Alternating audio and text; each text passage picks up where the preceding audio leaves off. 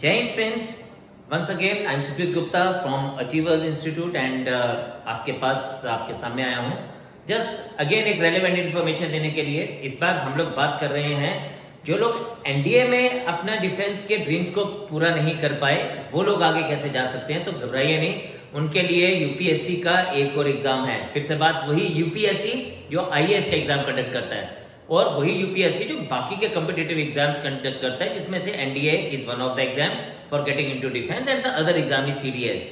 But CDS हमें देना कब होता है? सीडीएस हम लोग दे सकते हैं जब हम लोग third year of our education है या last year of our education है। फॉर एग्जाम्पल जो नॉर्मल ग्रेजुएट्स हैं वो third year of their studies they can give the CDS, and जो इंजीनियरिंग में है या और किसी पर्टिकुलर प्रोफेशनल कोर्स में है so they can also give that CDS exam in the last year of their education।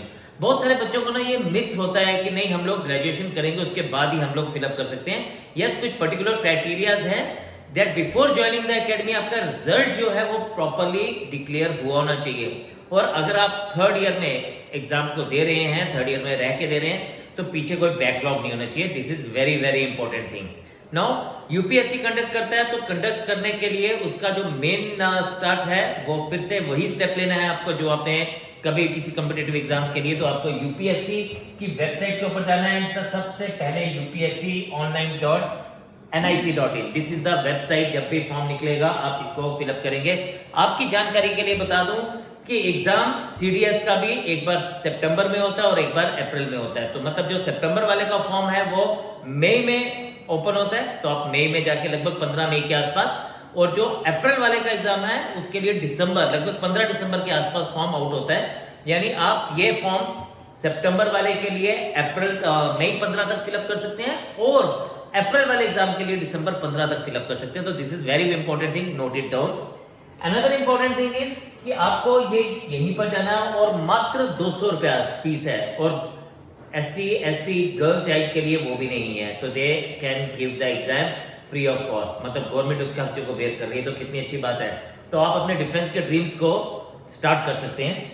And उसके बाद जो मेन इंपॉर्टेंट चीज है नंबर ऑफ सीट्स। आप देखें हमारे पास हर साल नंबर ऑफ सीट्स चेंज होती है, थोड़ा बहुत वेरिएशन रहता है। जैसे ये मैं पिछला नोटिफिकेशन जिसका एग्जाम अभी सितंबर में होने वाला है, अभी जिन लोगों ने वो फॉर्म फिलअप किया डेट इज फाइन, जिन्होंने नहीं किया जो अभी थर्ड ईयर में आ रहे हैं अगर वो मिस कर चुके हैं तो नेक्स्ट वाले के लिए फॉर्म फिलअप कर सकते हैं। थोड़ी बहुत ही सीटें का वेरिएशन रहता है बट रफली अराउंड 450 टू 500 के बीच में सीट जरूर रहती हैं। 100 सीट्स इस बार जैसे आईएमए के लिए थी, देन इंडियन नेवल एकेडमी के लिए 32 सीट्स है, एयरफोर्स एकेडमी के लिए 32 सीट्स है, देन ओटीए के लिए 276, एंड अगर हम लोग देखें तो विमेन एंट्री के लिए 19 सीट्स अलग से हैं। तो आप देखें कि how many seats are available, तो आप अपनी उसके हिसाब से ये एक आइडिया जरूर लेना है जिससे आपको एक चीज तो पता चलेगी कि आपको अपनी तैयारी किस लेवल से स्टार्ट करनी है to come in these numbers. That is very very important. बहुत सारे लोग ऐसे हैं जो पूरी तैयारी करते हैं, पेपर भी पूरे अच्छे से देते हैं, रिटन क्वालिफाई करते हैं, एसएसबी क्वालिफाई करते हैं, बट अनफॉर्चुनेटली कई बार वो मेरिट आउट हो जाते हैं। तो ये चीज का ध्यान रखोगे तो you have to make your preparation accordingly. But yes, what are the eligibility criteria for that, हम लोग उसकी बात करते हैं। सो सबसे पहला जो एलिजिबिलिटी क्राइटेरिया है that is you should be either a citizen of India और you should be subject of Nepal. और उसके अलावा अगर आप माइग्रेट हुए हैं from any of the country, like even from the worst of the worst for us is Pakistan.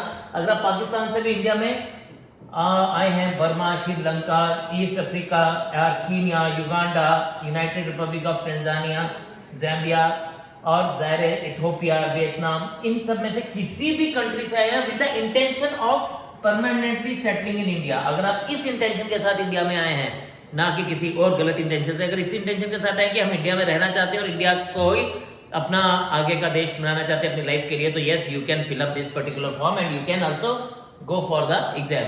उसके अलावा आपके ऑफ कोर्स ये जो एज लिमिट है एंड मार्शल स्टेटस है, एंड आपका मेल एंड फीमेल यानी sex is no bar, male and female both can give the exam. Marital status is strictly that you should not get married before the completion of the training, यानी ना तो आप training से पहले आपकी शादी हुई होनी चाहिए, ना ही आप ड्यूरिंग द ट्रेनिंग शादी कर सकते हैं। हाँ, जब आपकी ट्रेनिंग कंप्लीट हो उसके बाद you are free to get married, that is not a problem. But yes, age really plays a very vital role here. तो अगर हम लोग आईएमए के लिए बात करें तो रफली जो हमारी एज हमें रिक्वायर्ड रहती है दैट इज अराउंड 25 इयर्स की बात होती है या 24 इयर्स की बात होती है। लेकिन इंपॉर्टेंट एक बात है कि 23 साल की उम्र तक ही आप फॉर्म फिलअप कर सकते हैं, 23 साल की उम्र तक, ताकि 24 तक आपका प्रोसेस कंप्लीट हो जाए और आप अगर क्लियर कर लेते हैं तो आप एकेडमी ज्वाइन कर पाए। तो ये जो डेट्स हैं ये पिछली वाले के लिए हैं, नेक्स्ट वाली के लिए आप 6 मंथ्स ऐड कर दीजिएगा तो आपको अपना नेक्स्ट डेट एलिजिबिलिटी पता चल जाएगा कि आप उसमें एलिजिबल हैं कि नहीं है।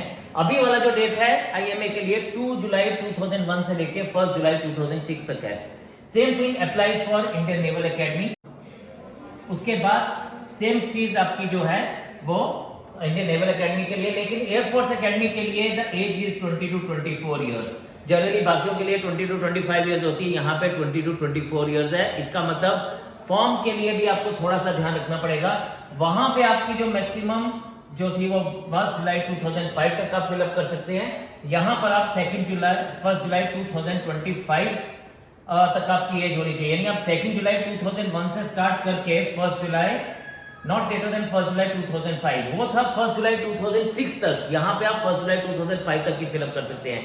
लेकिन इसमें एक छोटा सा कैच है, अगर आपने कमर्शियल पायलट का लाइसेंस लिया है तो आपको 2 साल का क्या मिल जाता है, बोनस टाइम मिल जाता है। 2 साल आप एक्स्ट्रा, आपको एक रिलैक्सेशन है। तब आपके एज 2 जुलाई 1999 से लेके 1 जुलाई 2005 तक, मतलब the lower limit is same but the upper limit could be more. तो 1 जुलाई 2005 तक आप इसको फिलअप कर सकते हैं, लेकिन आपका जो बॉटम लाइन है वो 2 साल कम हो सकता है, that is something. And then again officers training academy के लिए आपको अगेन 2 जुलाई 2000 से लेके 1 जुलाई 2006 तक, तो आपको जब ऑफिसर ट्रेनिंग एकेडमी ओटीए के लिए आपकी उम्र जो है वो 25 साल तक की होती है, यानी आप 24 साल तक के एज तक फॉर्म फिलअप कर सकते हैं। Let me be again summarise this thing. IMA के लिए, नेवल एकेडमी के लिए आपकी मैक्सिमम एज 24 साल होती है और आप फॉर्म 23 साल की उम्र तक फिलअप कर सकते हैं। एयरफोर्स के लिए आपकी एज 24 साल तक तो है, लेकिन आप उसका फॉर्म अगेन 23 साल तक भर सकते हैं। लेकिन अगर आप ओटीए के लिए फिलअप कर रहे हैं तो आपकी एज लिमिट जो है 25 साल तक होती है, लेकिन आप फॉर्म 24 साल तक की एज तक भर सकते हैं। तो ये छोटा सा टेक्निकल पॉइंट है, ये जरूर ध्यान में रखिएगा, अगर नहीं समझ आया तो बार बार सुनिएगा। एंड देन इसके बाद हमारे पास एक बड़ी इंपॉर्टेंट सी बात है कि हम लोग यहाँ पे जब फर्दर बात करते हैं इस केस में, तो कैंडिडेट्स जो हैं उनका एजुकेशनल क्वालिफिकेशन ओटीए और आईएमए के लिए आप रिकॉग्नाइज्ड यूनिवर्सिटी से आपका डिग्री हुआ होना चाहिए। आपका नेवल एकेडमी के लिए particularly degree in engineering from a recognised university और इंस्टीट्यूट होना चाहिए। और अगर हम एयरफोर्स एकेडमी की बात करते हैं तो आपका बैचलर ऑफ इंजीनियरिंग भी चलेगा। लेकिन एक इंपॉर्टेंट बात क्या है कि उसका physics and maths 12th class तक जरूर होना चाहिए।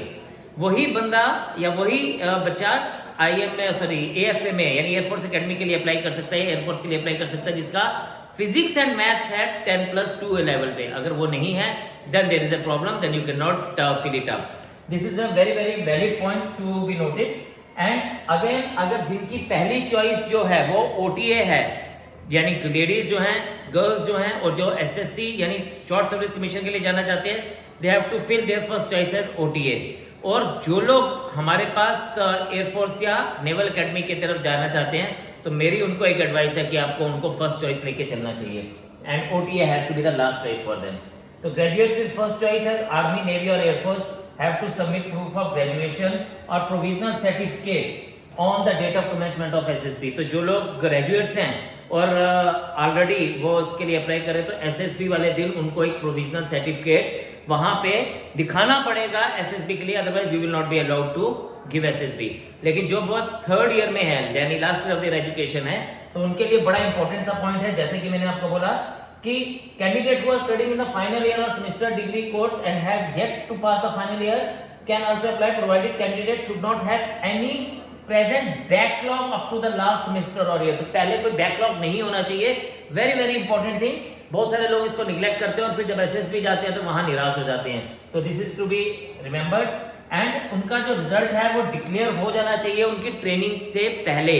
तो ट्रेनिंग जब तक शुरू होती है उससे पहले उनका फाइनल रिजल्ट डिक्लेयर होना चाहिए और उनको वो रिजल्ट जो है they have to submit that course before the time of the commencement of the course. तो this is very very important. अब इसमें ये है कि जनरली जो बाकी एकेडमीज हैं उनके कोर्सेज जो हैं वो जून या जुलाई में शुरू होते हैं, जून एंडिंग या जुलाई स्टार्टिंग में। वेयरएज जो ओटीए का कोर्स है वो नॉर्मली या तो मार्च में स्टार्ट होता है या अक्टूबर में स्टार्ट होता है।